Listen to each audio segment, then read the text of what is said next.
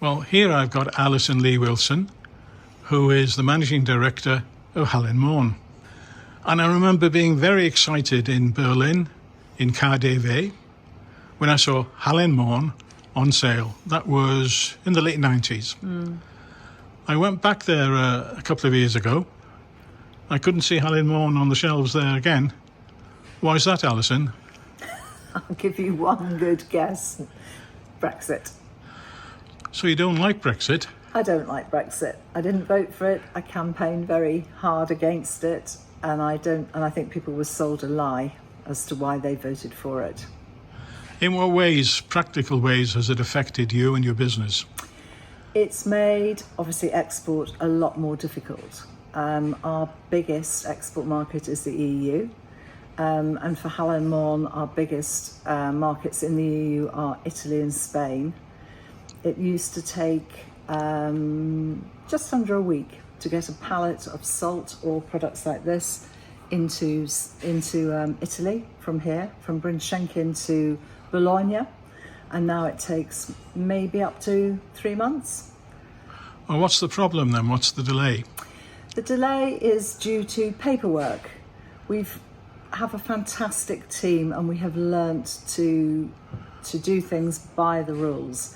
However, each country seems to apply the rules differently. You're dealing with each country individually instead of the EU as a whole. If your pallet travels through multiple countries, then each country will have a look at it, and if they don't like it, it'll be held in customs. When we first started dealing with the EU after Brexit, we put on, I think it was like 6 different copies of all the paperwork. We stuck them to the pallet so that each country could take their own bit off and look at it. And all that happened was the first country it went through, the people took it off and just chucked it away. So it then had no paperwork for the next one. We are very much at the whim of whoever receives the pallet in customs. Some people will check the paperwork and it'll go through straight away. Other people will be awkward. And who can blame them? Tell me, if there is a new UK-EU agreement, I don't think anything has happened yet. No, they're still talking about it, aren't they? But it has been announced, so fingers crossed.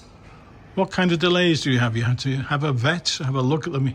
Well, that's the other ridiculous thing. One of our products is salted caramel spread, and this contains cream and butter.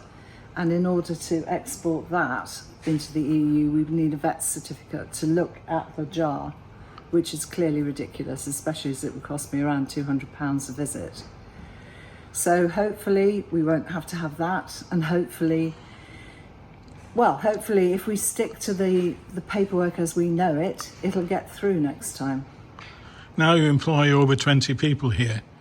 Did you at one stage employ more? I employed more EU citizens, yes. I employ 1 EU citizen now because a lot of them went home. We haven't lost jobs, but we have lost customers, and I've had to work with my team very hard in order to make up that loss. Why did you lose the customers? Because it's so difficult to trade with the EU. We had a distributor in Germany, Switzerland and Holland in the Netherlands, and they all said, no, we just can't do it anymore. It's too complicated. Oh, and Denmark, forgotten Denmark as well. So that's 4 we lost. We have kept our Italian and our Spanish distributors by the skin of our teeth, and that's only because we have such a good relationship with them. Well, what do you want to happen now then? What would help you? Oh, well, obviously to rejoin Europe. That's the big ask, isn't it? But putting that on one side, let's at least bring our trading agreement closer so that it's less problematic to get goods into Europe.